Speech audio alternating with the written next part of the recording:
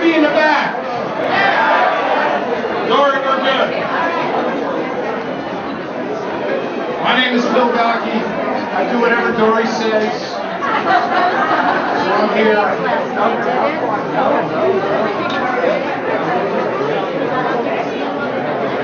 We should all start off knowing that Dory, Gina Clark, Sharon Mester, Sally Painter, and Stacy Clemens were the organizers.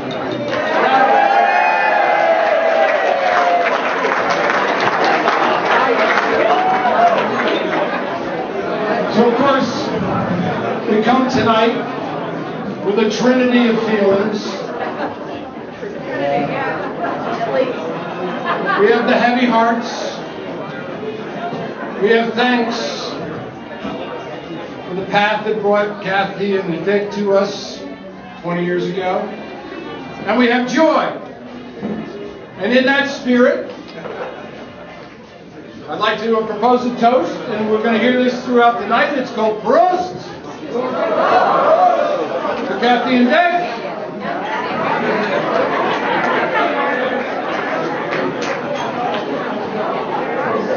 My men, our first speaker is appropriately Frank Carter, who is a longtime clerk of session.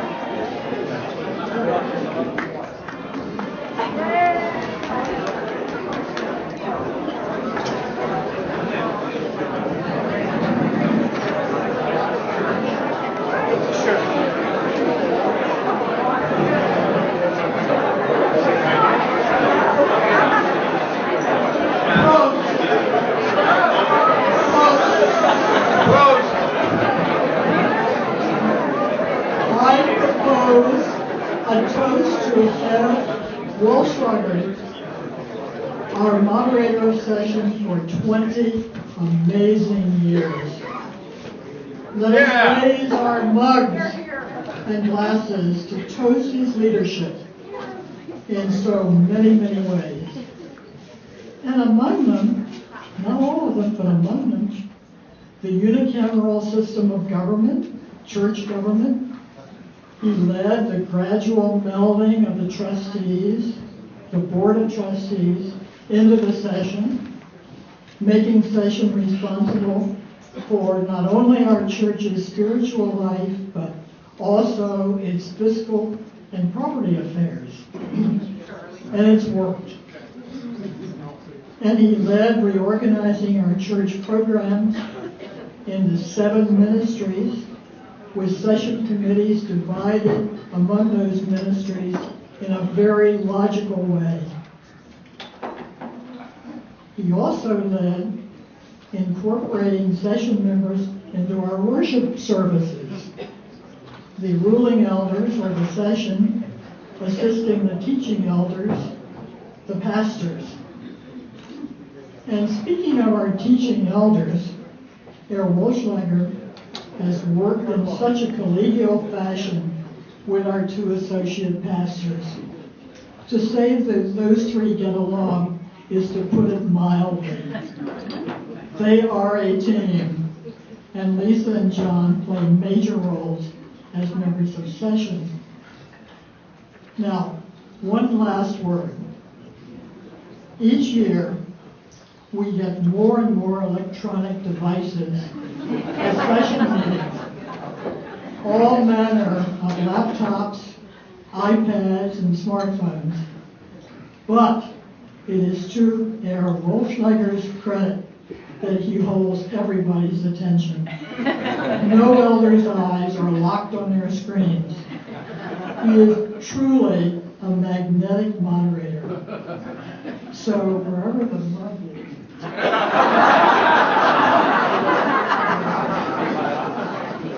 here's to you, Herr Wohlschlager. Von Dankeschön, mein friend.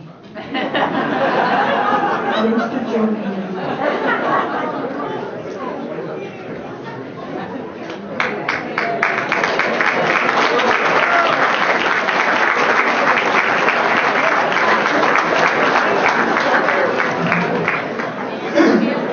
So the plan is we will have couple speeches and then some time to surround Dick and Kathy with our joy. But before we do that, we have Ken Hull to come greet us now. If you wish.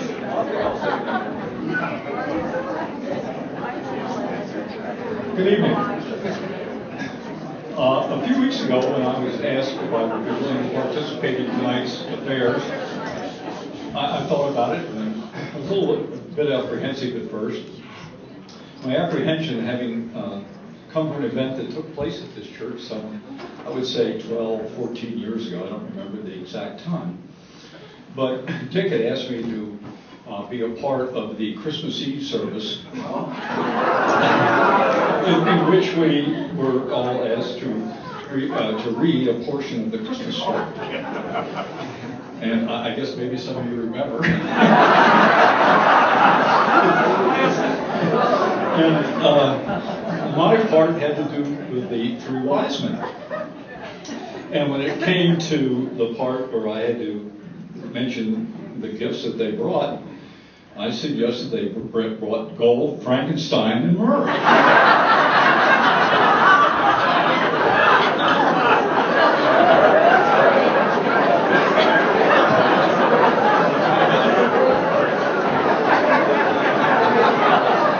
Having realized immediately what I said, I thought was, well, do I go back and try to patch that up, or do I just move on?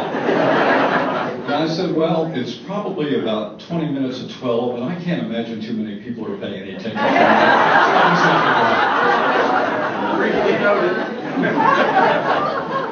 But in any case, I'm up here, and glad to be here and to celebrate this event. 20 years can seem like a long time, or it can seem like a short period of time. It doesn't seem to me to have been anywhere near 20 years when Dick and Kathy came to Swarthmore Pres. Then on the other hand, it seems to me that it has been a long time since we had years in which our capital budget was $30,000 or less, which necessitated bubble gum and baling twine approach to keeping our facility together. I know many people remember those days, but I haven't forgotten. But it seems like it's been a long time ago. Since then, as a result of Dick's leadership and recognition of the need to maintain, repair, upgrade our facilities and equipment, we have made many improvements that will continue to provide us with a sound facility in which to worship and carry on God's Word. A list of some of the items that have been accomplished during that period of time include renovations to the hearth room in 1995, many improvements resulting from the Building Preservation Fund, which was established in 1997, the comfort of an air-conditioned sanctuary, which occurred in 1997, along with the renovation of the hearth room, McCann classrooms, and sacristy. A bus was purchased to provide transport for those who would find it difficult to arrive individually for church and other activities. Yes, the bus is now 15 years old, but it's still functioning well. The Children's Library was created in 1998. The former Women's Association room, which was possibly one of the dirtiest rooms in the church, was renovated into what is now the church study. A bright, comfortable, attractive, and efficient room. That was done in 2001. In 2002, the Labyrinth was created. Structural improvements were made to the sanctuary in 2004, necessitated by extensive termite damage. The replacement of 3 old boilers with new high-efficiency gas units and associated changes to the heating system in the Braun building were accomplished between 2004 and 2006. A new roof was installed on this building in 2005. The renovation of Loeffler Chapel was completed in 2007. The project that took forever, but provided us with space that is architecturally attractive and versatile, which makes it useful for many events requiring a smaller setting. Over the past 2.5 years, members of the Space Utilization Task Force have made use of their talents to facilitate the improvements of the Coslet Foyer, Fellowship Hall Lobby, and just recently the narthex. The reconstruction of the handicapped ramp that leads to the narthex was completed at the end of last year, And the project we are also proud of, the renovation of the chancel and the installation of a new organ, was completed last spring.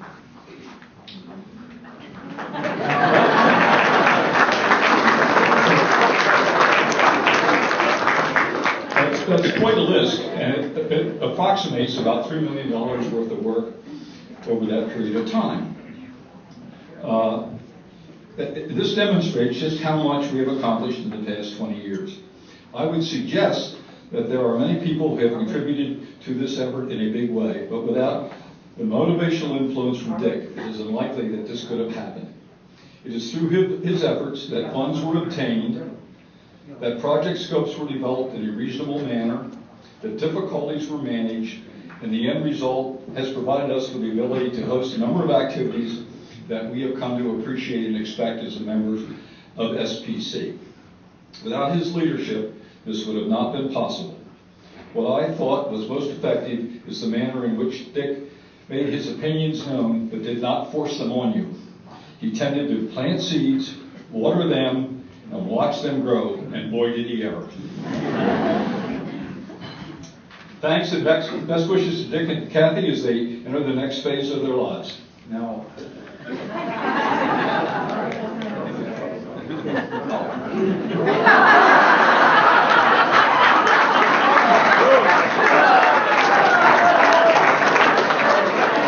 just for this, I'm going to tell a story here.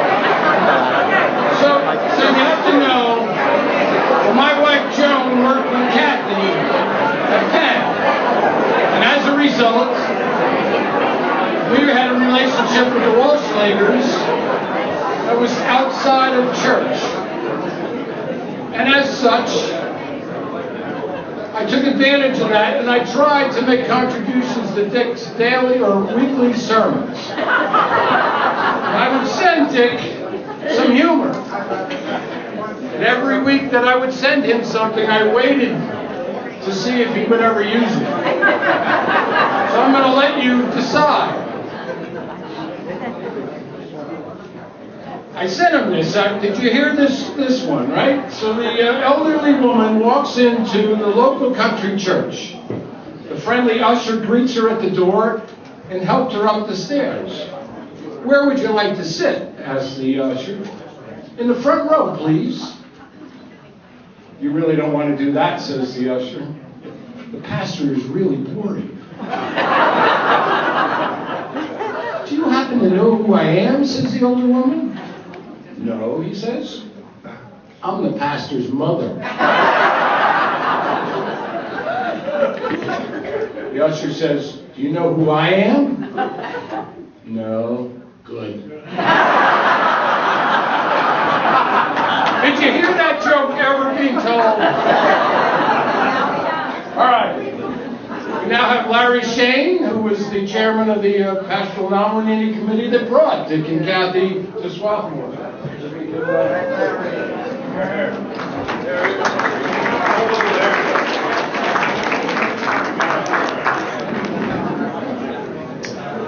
Thank you, Phil. I am really glad to have this opportunity to say some serious things about Dick and Kathy. I have been waiting a long time to be able to do it, but the time is now. And you know, it's been over 20 years in coming. It's been over 20 years. Gilbert, stop it. What are you doing?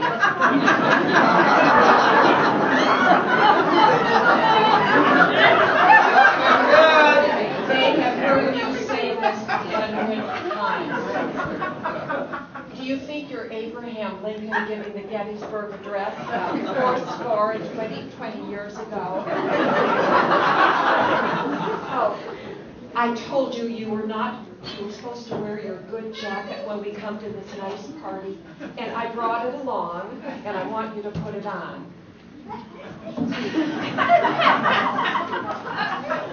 I'll be right back.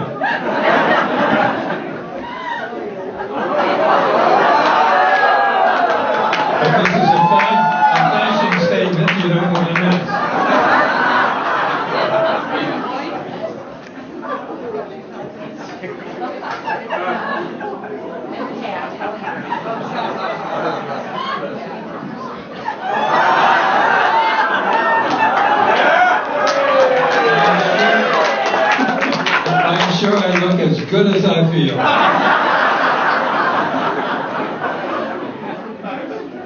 But Melba, gone darn it, you look a little scruffy yourself. Isn't that the very same dress you were wearing 20 years ago when we first met Dick and Kathy? And as usual, your slip is showing. I know my slip is showing. You know, dresses are shorter these days. And my dirndl is at the cleaner.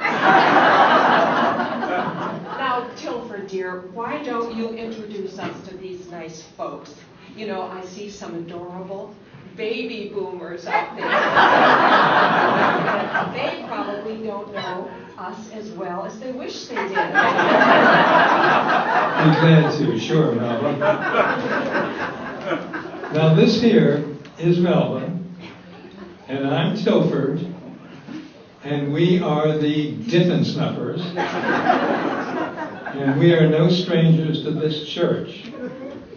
Melba, tell them how we came to SPC for the first time and met Reverend Wohlschlager.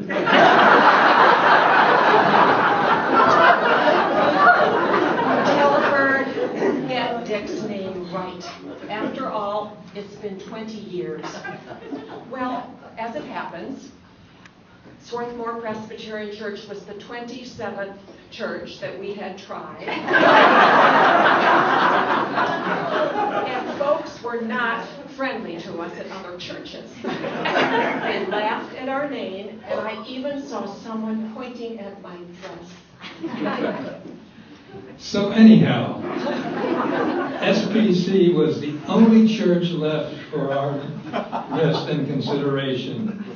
After the service, when we introduced ourselves to Pastor Dick, we explained that our name, Diffensnuffer, is German. It comes from the word Dankeschön.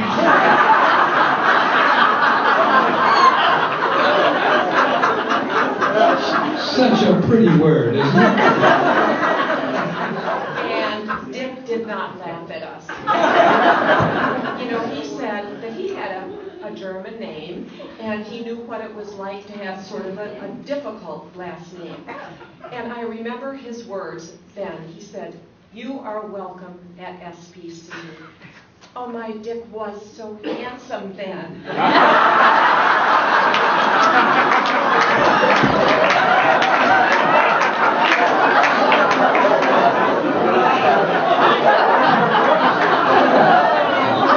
I don't know how the past tense got into the story.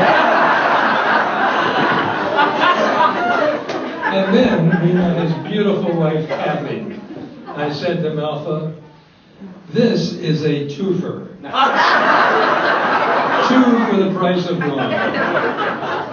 You know, I don't know what us altos are going to do without Kathy in our section.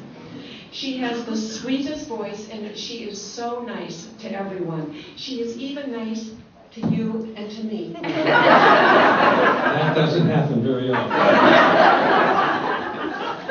One of the highlights of the last 20 years for us was when we, and a lot of other good folks, joined Dick and Kathy for that SPC trip to Germany when we followed the Luther Trail. Melba, when was that?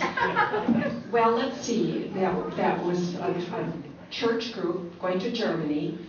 Oh, I know. It was the year 2000 because we got to see the Passion Play in Oberammergau. That was one reason we went. Do you remember?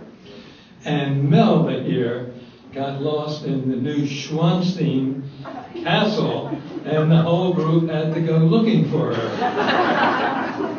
But you know, everyone was so glad when he was found. It was scary. And we sure did have a great time in Munich at the Hofbrauhaus. Remember, Tilford? Pastor Dick led the dancing. And he kept getting getting these waitresses to bring more beer steins to our table. Now that really was an Oktoberfest. It sure was, and I'll never forget those waitresses. We sure said Dankeschön a lot better. By golly, that was fun. Say, Tilford, isn't it nice about the new organ? Well,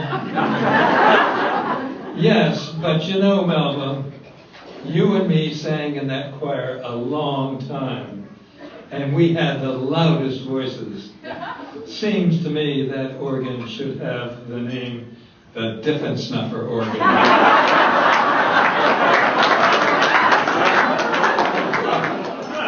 Say, I heard something the other day about all the stuff we're going to have to do to try to find another minister. Like, an interim committee, a search committee. I'm sure everyone will want you and me to be on those. But sure. No, thanks. Been there, done that. Too old. You know, Melba here had a good idea. We circulated an online survey a few weeks ago asking every member to put down what they liked and what they didn't like about Dick. Of course, everyone had lots of good stuff to say about Dick, yada, yada, yada. But the first thing everyone mentioned was his wife, Kathy. Well, I sure agree with that. But Tilford, we don't have time to go through those long lists of what people liked about Dick. Tell us what folks did not like.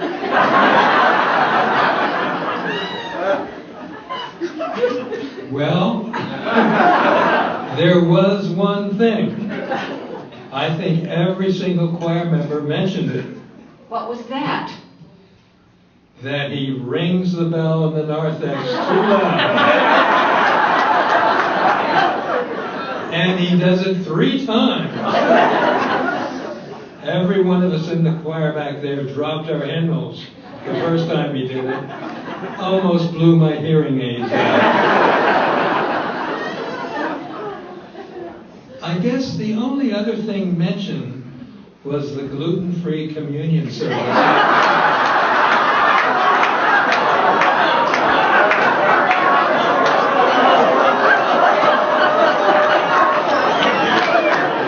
Oh, that was a mess. That was a mess. I had to get my dress dry cleaned after that.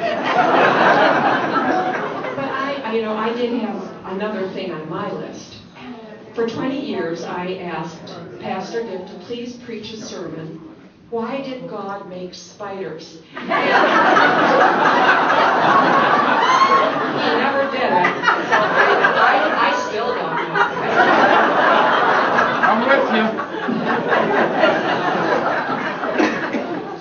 You know, Melba, we've really gotten to know and love Dick and Kathy.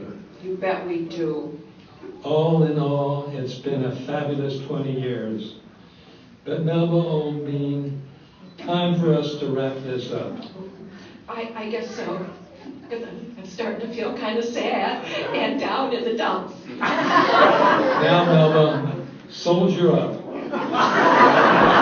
That's the Diffensnuffer motto. Remember, dear, we are Diffin Snuffers, not Diffin Snifflers.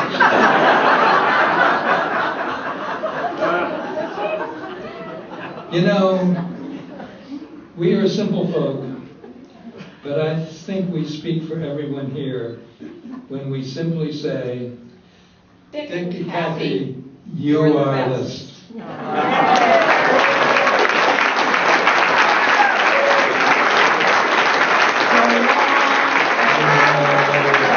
the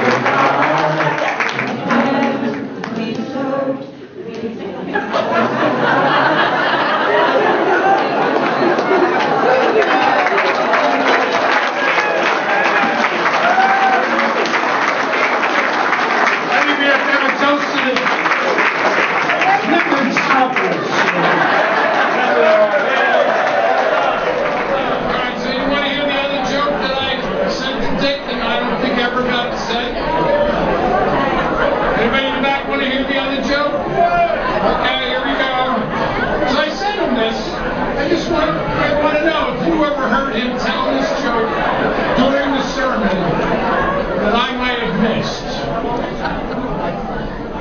So one Sunday morning, my mother went to wake her son and tell him it was time to get ready to go to church. He replies, "I'm not going." "Why not?" she asks. "I'll give you 2 reasons. 1, they don't like me, and 2, I don't like them." His mother replies, "Well, I give you 2 reasons why you have to go. 1, you're 54 years old, and 2, you're the minister."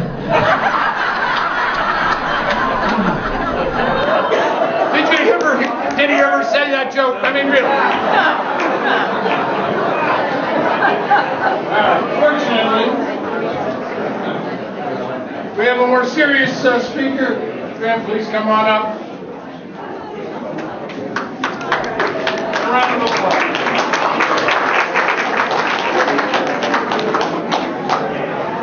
I want to thank Phil for putting me right after Lowry and Marty. That was a really nice gesture. I do feel honored to make a couple of remarks tonight about Dick's leadership with worship. And in thinking about his leadership of worship, I realized I didn't remember everything that happened in the last 20 years. So I decided to go right to the source. No, not you, Dick, Doherty. And I asked Doherty to give me a list of the things that have been kind of new and innovative in the last 20 years in the worship service. And she gave me a list, and she sent it along with a piece of advice. She said, "Here's the list, don't read it." That was good advice, because the list is really long. But I do want to mention a couple of things that are on it just to kind of give you the flavor. There was the family service. There's the early worship service. There's the time with children. There's the sung psalter. There's the new chancel. There's the new organ. And the list goes on and on and on. Now, I thought that those things were going to be Dick's legacy to this congregation. But as I read the list, I realized that Dick's legacy goes way beyond those programs. And I noticed that in many of the cases, it was members of the congregation that did all the heavy lifting for those programs. In fact, some of them weren't even Dick's idea. So why are you in line for credit, Dick? Well, you're in line because you've built a culture here that encourages members of this congregation to have opportunities to live out their own ministries.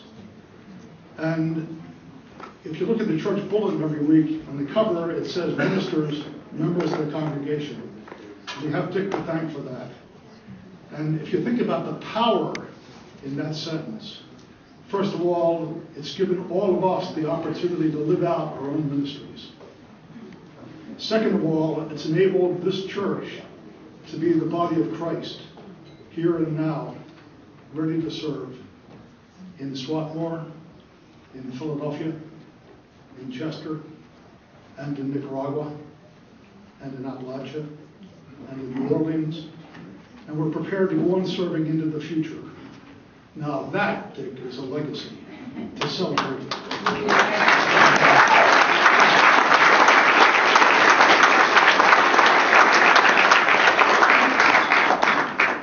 And so we celebrate the 20 years you've been present with us in countless session meetings, committee meetings, weddings, hospital rooms, funerals.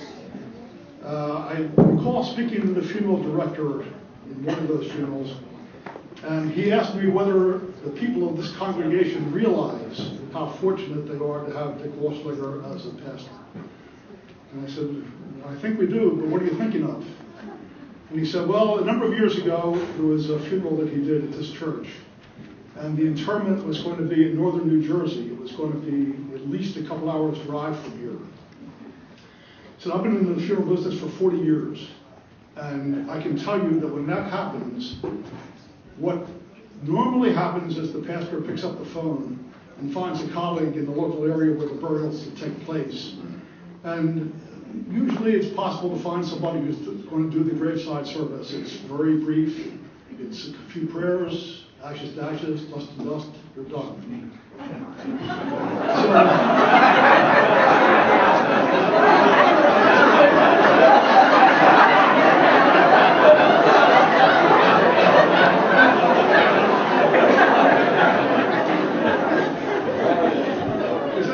That's almost always possible, but Dick didn't do that. Dick got in the car, drove for the 2 to 3 hours to the gravesite, did the service, drove back again, took the better part of the day to do it. And that he wanted to do that because he felt that it would be a comfort to the family if he were present there personally. Dick, so many people are present here tonight because you've been so present to us for so many years. The last thing that I realized when I read Dory's list, it reminded me of the ways you've led us spiritually for 20 years. There's a parable that expresses what I want to say. It's a parable about an elder in a tribe speaking to his son, who will someday become the leader of the tribe. The elder says to the son, there's something very important for him to understand about the tribe. He said that every person in this tribe has 2 fierce tigers fighting in a death struggle inside them. One is anger, hatred. The other is love, compassion. The boy was frightened and said, Father, which one will win? His father said, my son, the one that you feed will win. All of us know about those tigers. All of us from time to time feel angry, fearful, judgmental. Politicians and pastors know how easy it is to appeal to those things. But each of us also has the capacity for love and compassion. You've chosen to appeal to those things instead for 20 years. It has made all the difference. Thank you, Dick, and Godspeed.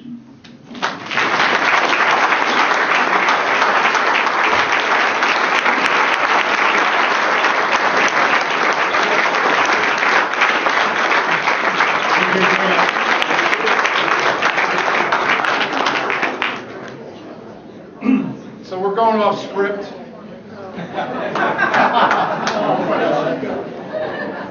Some of you won't be able to see this. It'll be over against that window. This is the Herald Angels, and the Herald Angels have a message that they wanted to deliver.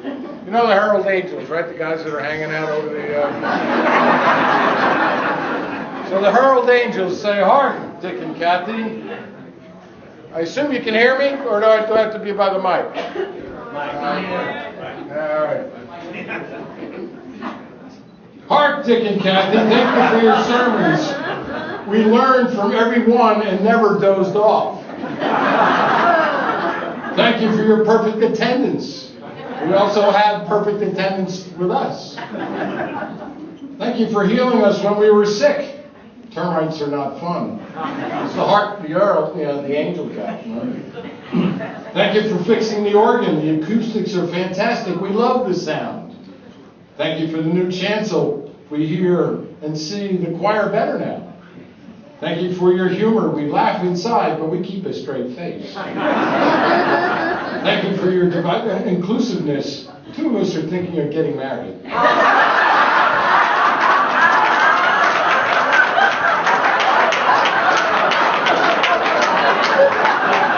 Thank you for inviting us to communion. Nobody ever served us.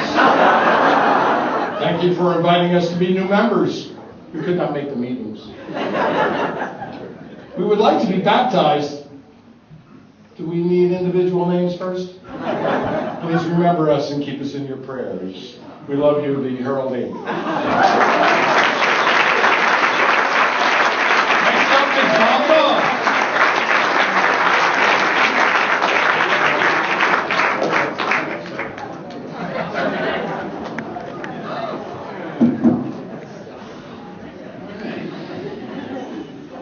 I've been waiting 20 long years to take this stage and offer a goodbye toast to Dick and Kathy.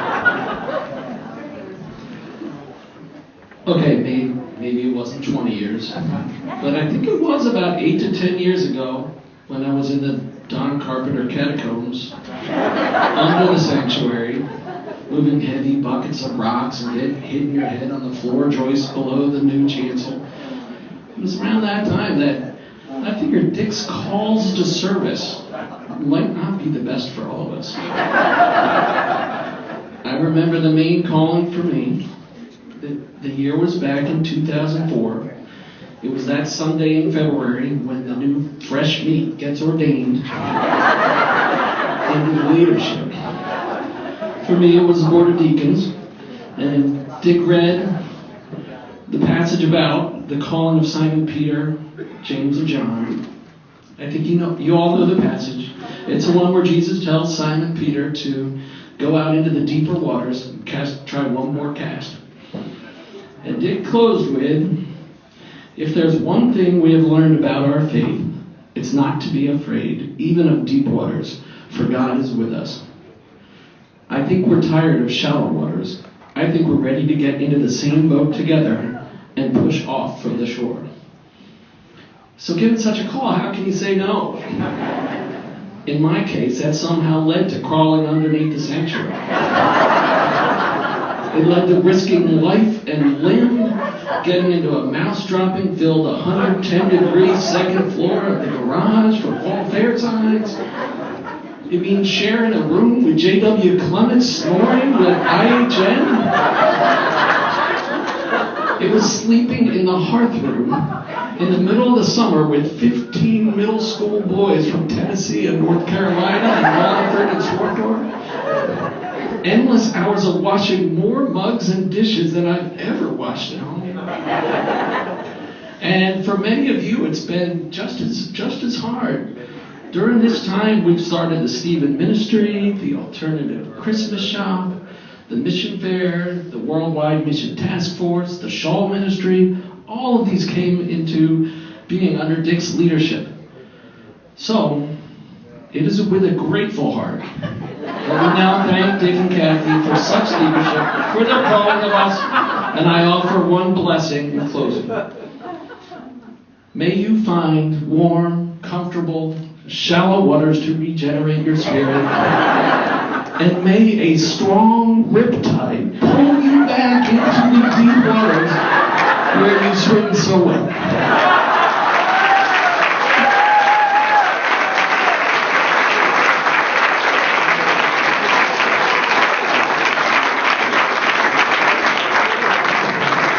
We've got a little while to spend a little more time with Dick and Kathy. We will be back for, the big finale.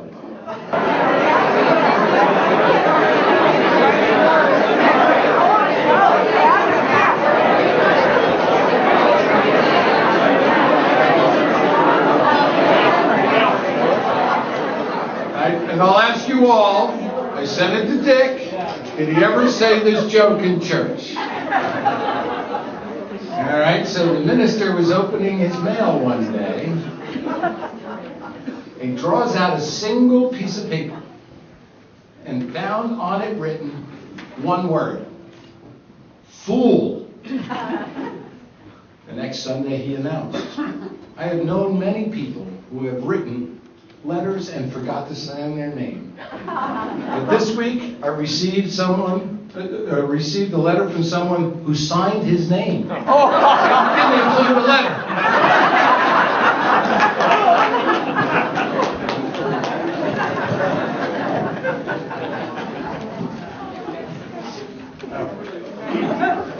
Before we go much further, we do have to go back and have a prosit to Dory, Gina, Sharon, Sally, and Stacy, who spent a lot of time working on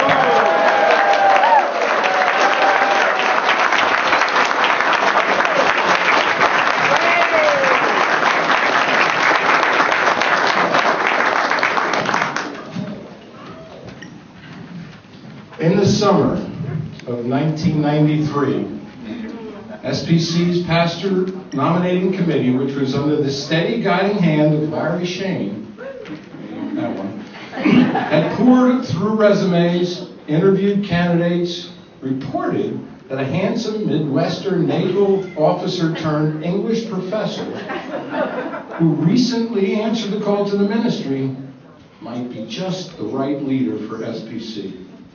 Unfortunately, his name posed some problems. Fortunately, he encouraged everyone to call him Dick. But most importantly, he said yes to the call.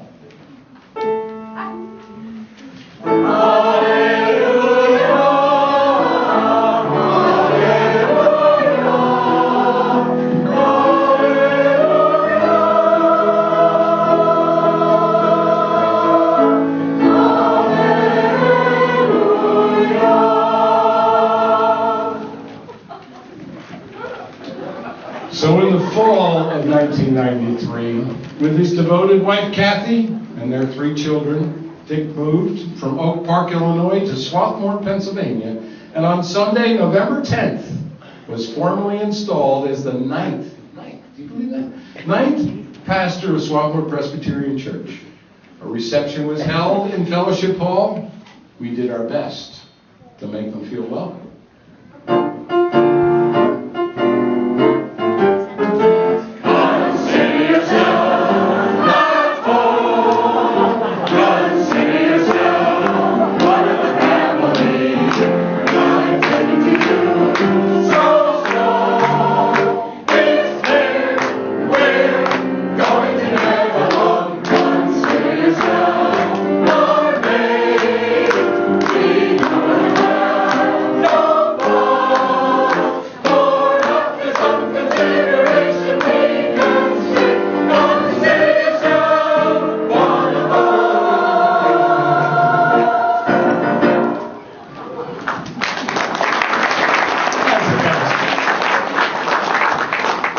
From the very beginning, both Dick and Kathy embraced the choir, naturally, and its director, well, the second one too.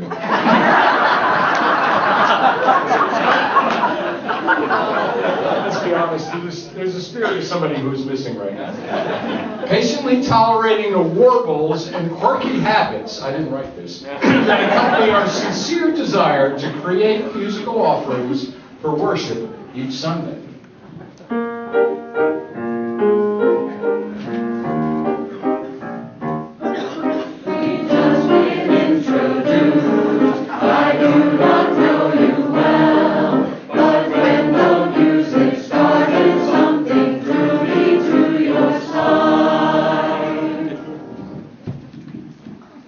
In less than a year, it seemed you knew names and faces and were clearly enjoying getting to know our stories, both personally and as a community of faith.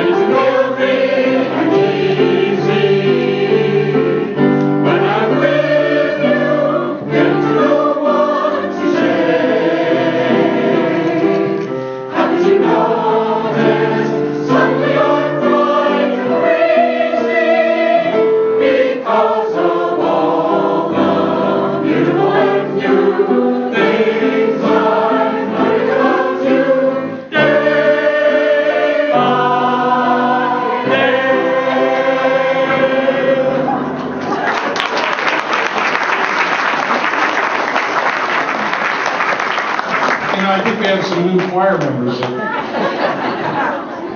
It happened in the greeting line after worship on Sunday mornings, in the moments that you held our newborn children in your arms for baptism. In counseling session with couples young and not so young, preparing to join their hands and hearts in marriage.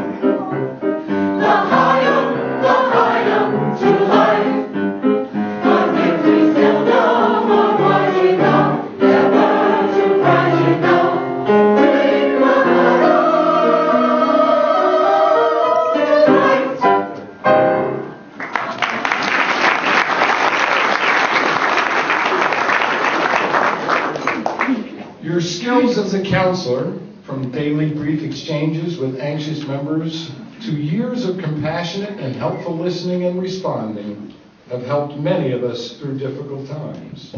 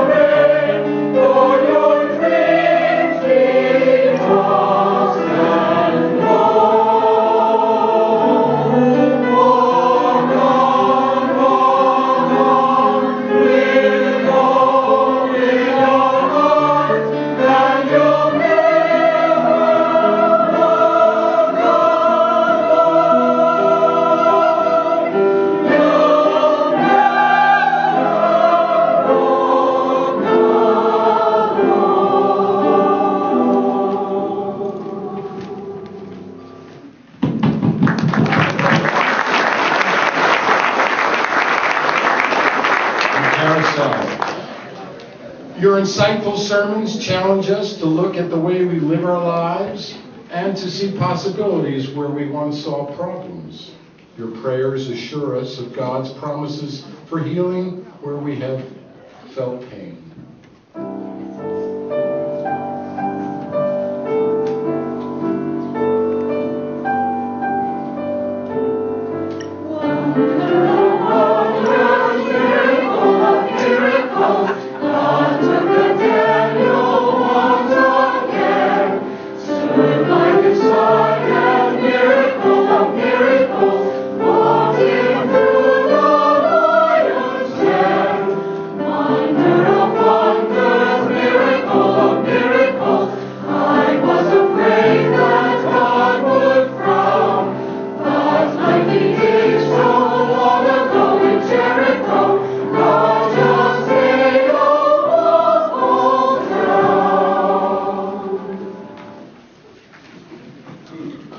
You have prayed and held the hands of families and loved ones facing devastating illnesses, tragic losses, and simply nearing the end of well-lived lives.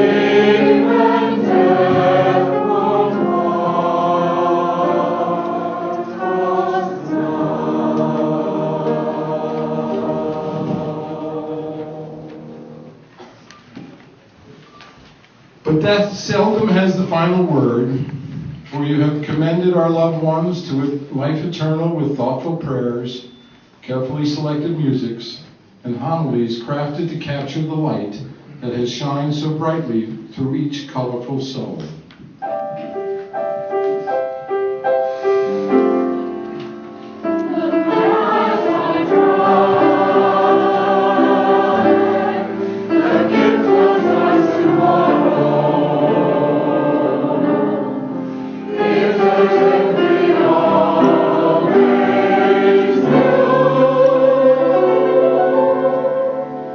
And I won't forget what I did all along.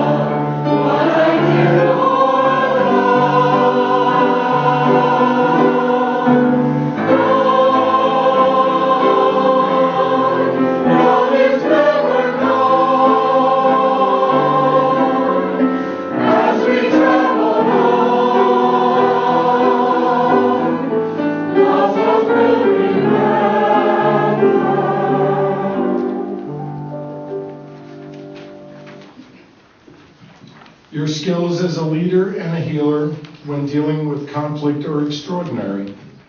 You have been with us when as a board we have worked through difficult budget decisions. You've been with us when as a people we have been conflicted over Sunday morning schedules. You've been with us when as a community we reeled from accusations of a beloved staff member. And you have been with us when as a congregation we face serious and expensive building challenges. Reminding us always that God is our guide and we can move through these things together.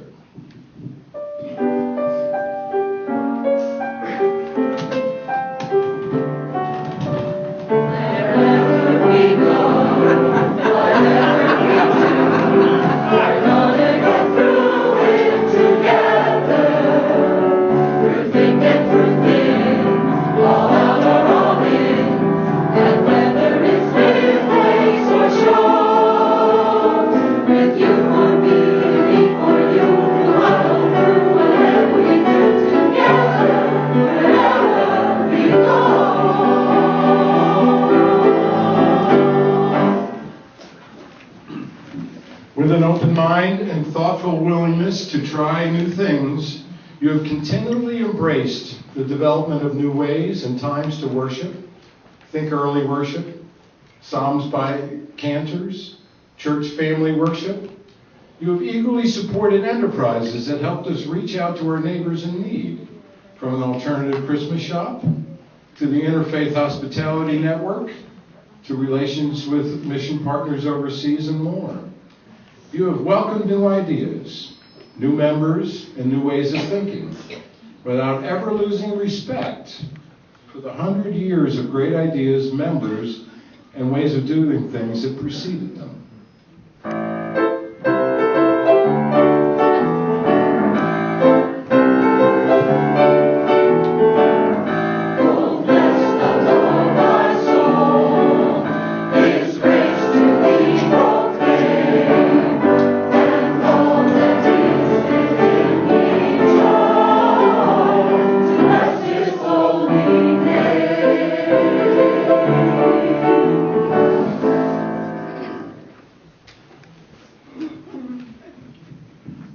But after 20 years of Christmas Eves, leading worship, weddings on holidays, weekends, sermons to be written weekly, calendar filled with meetings and appointments, and a Sunday schedule that leaves little room for the Sabbath, it's time for you to start singing a new song.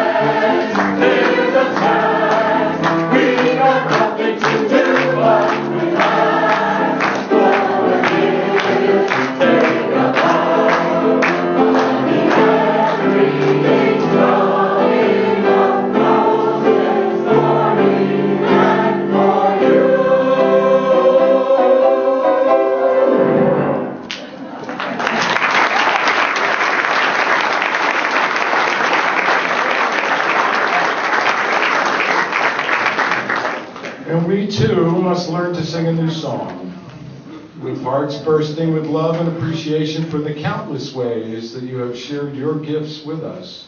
We must say farewell and ask God's blessing on you and your family as you move joyfully into a future filled with music yet to be composed. And your best fans, this rendition is for you.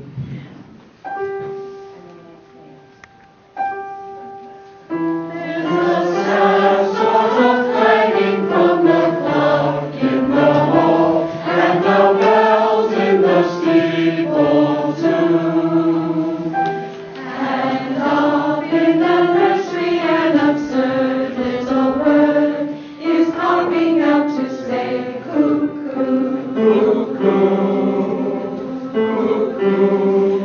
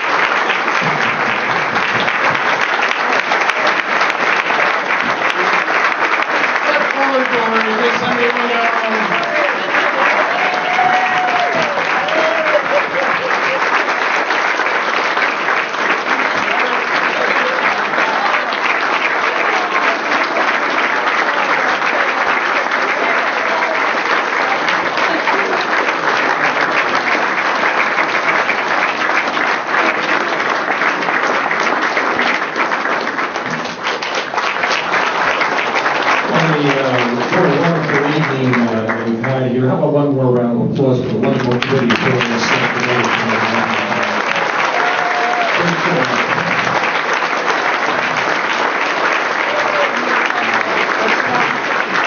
You'll be glad to know that Charlie specifically wanted me to come after the music, so here I am.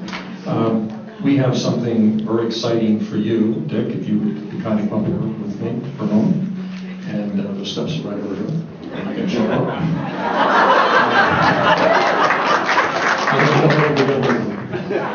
So Peter Yenneman has created something, one on behalf of the congregation to present to you, and Peter's in Tuscany tonight. So having me give this presentation is new meaning to the junior varsity replacing the varsity.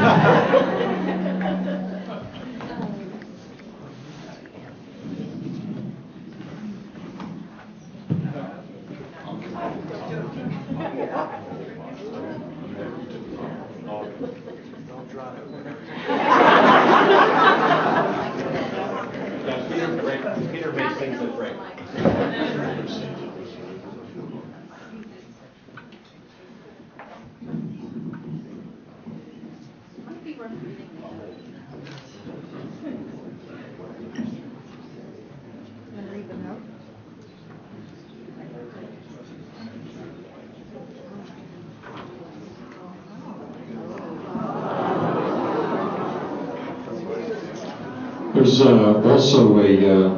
There's also a note here, personal note from the artist to the recipient here. Why don't you just stand right here and then fan it around this way so that everybody gets a chance to see. So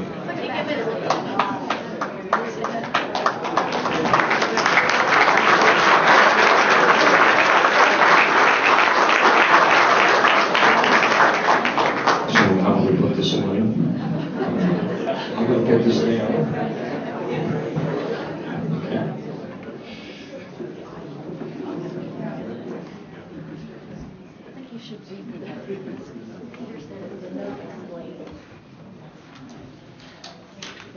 So where you are at the Academy Awards, the envelope is being opened up.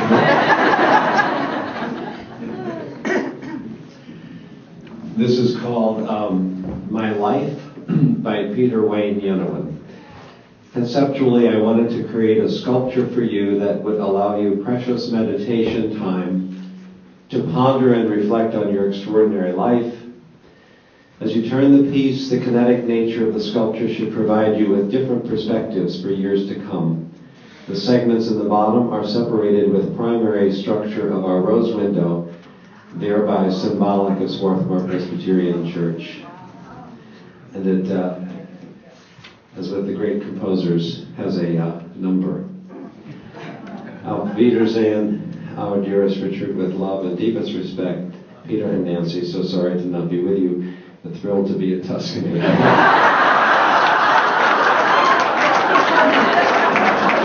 Knowing Peter, I know he means every word. You got the microphone back. Don't go away, don't wait. Kathy, would you be kind enough to join us up here too?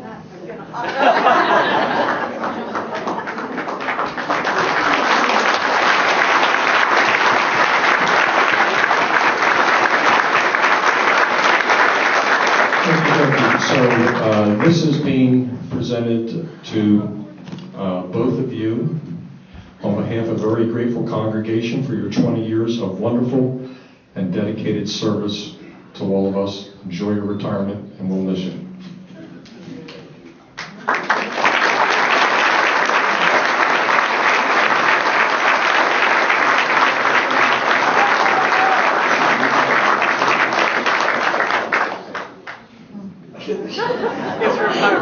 It's my turn. I don't have that much to say. It's really his show, but I would just say what I've felt since the first day I came in here, and that's thank you. Thank you from the very beginning. When I first came here, it was so welcoming, the congregation and individually members of it, from the pastoral nominating committee and all of their wonderful warmth and gracious welcome.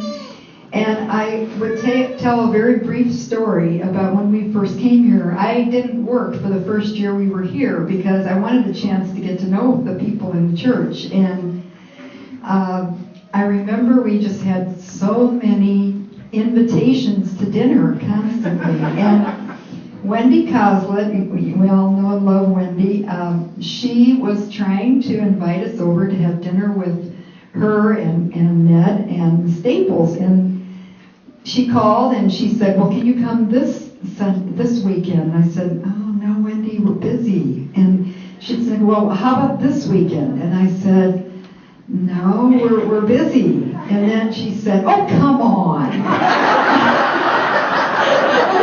Truly, we are. We eventually made it. But that was the way it was. And it was just the most welcoming place. I could just look out and see so many faces that attest to this. And tonight is just another example of the generosity that we've felt since we've been here. And I think you just made it easy for me. This was the first time, and looks like it's the last time, that I was a minister's wife in the capacity of that we were here. And you made it very easy for me. And many years ago, I think there were a lot of expectations about ministers' wives, what they should and should not do.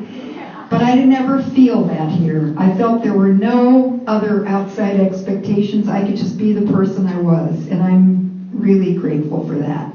I was always invested where I wanted to be invested. In the music, of course.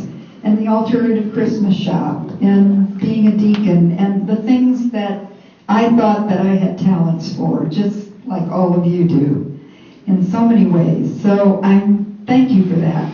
I thank you for letting me be me and accepting me as I am. And I can't tell you what it's been a privilege to accept all of you as you are. Thank you.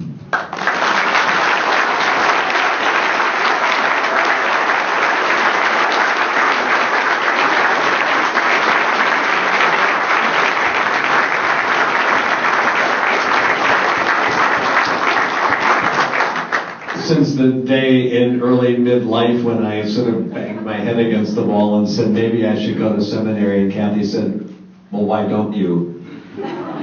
We've just been on this together, and that's been an amazing ride, and we didn't know it could be so good as it came to be here among all of you. So I really don't know what to say, except as I tried to say in a sermon a couple of weeks ago, sometimes when words fail us, we just say thank you and hope that the people who hear it really know that we mean it as deeply as we possibly can.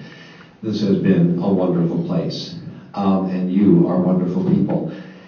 I can't imagine a better way to have said goodbye tonight to each of you and for you to have this opportunity to be with us as this party. It's been amazing. And, several months ago when Lisa said, well, we've got to have something. Look at the calendar. She's typically that way in staff meetings. Very reticent. Never wanting to have an opinion. Once she had set the date on the calendar, I turned to Dory and I said, probably within a day or so, maybe you could ask Sharon Nestor and Jenna Clark, because they really know me and I know them and I know they know how to do a party.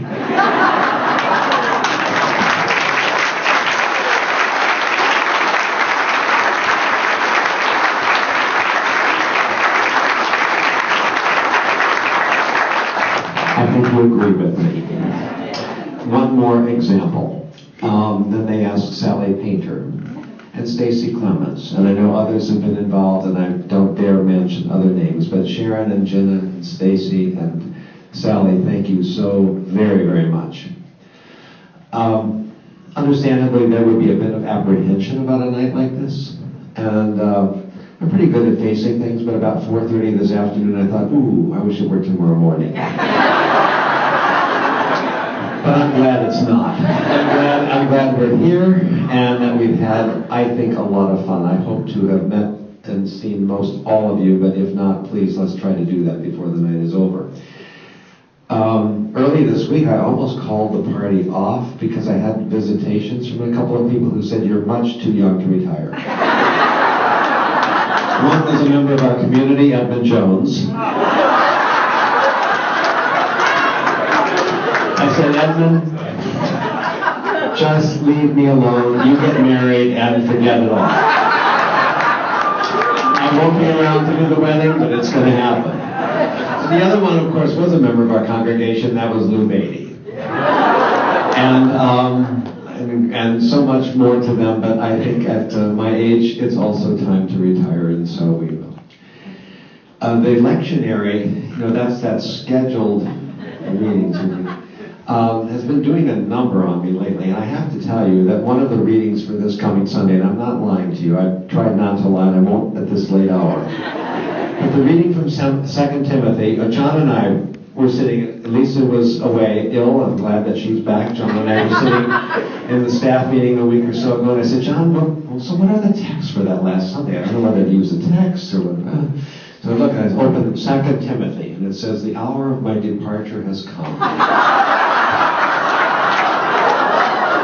have fought the good fight and finished the race."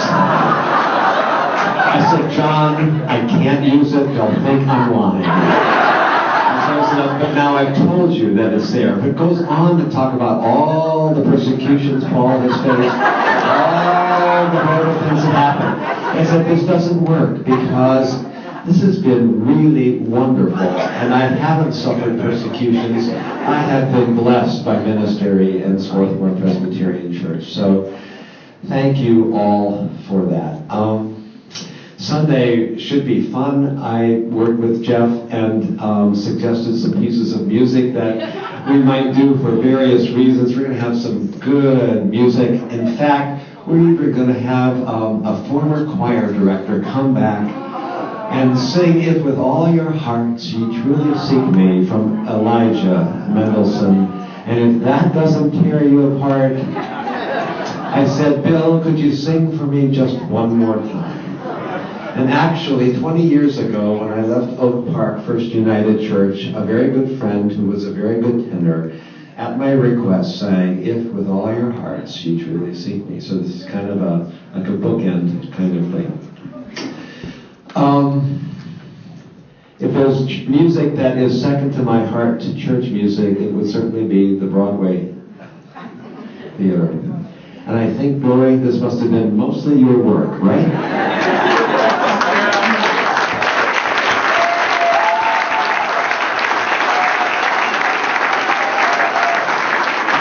I also had a lot of help from Grant Grissom, who said Broadway.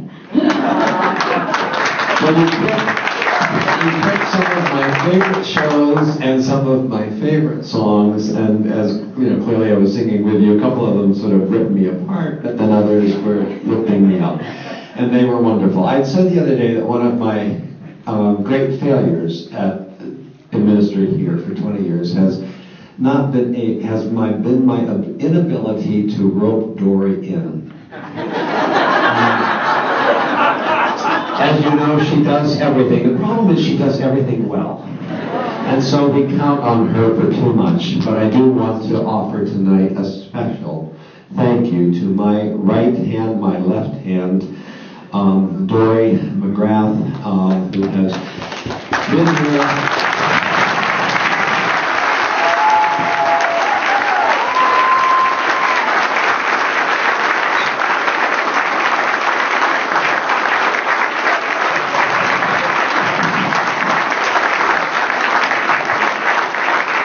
She's seen me in some of my better moments and certainly in some of my worst. And she has remained loyal and is continuing to be the treasure she is to all of us. And so I will leave as one of my good legacies to the next pastor, Dory, as well as our entire staff. You have no idea. Yes, you do. Maybe you do. I hope you do. I mean all of them. Jennifer and Allie and Betsy and Morgan, who am I missing? John Hoeing. Oh my goodness, John Hoeing.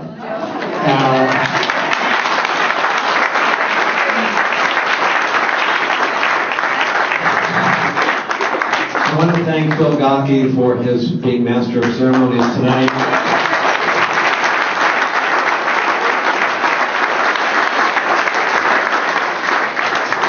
He's even more German than I.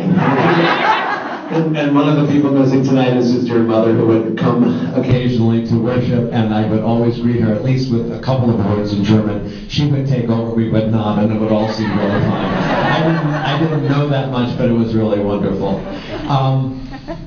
So I thank him as well. And as all of you, from beginning with Fran, going through the list, coming up here and speaking, and as you would talk about the things that had happened, you know what came to my mind? Were all of you here in the congregation who were responsible for those outreach activities, those building projects, those program innovations. You put it all together. You have made this ministry for me, and I thank you from the bottom of my heart. God bless you all.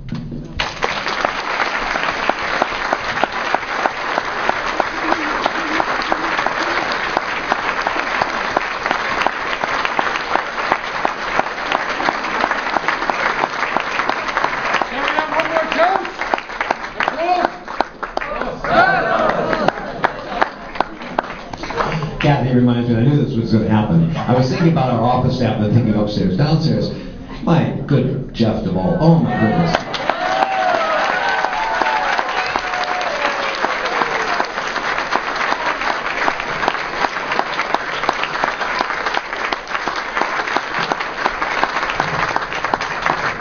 And before I came, I received 2 letters from members of the congregation.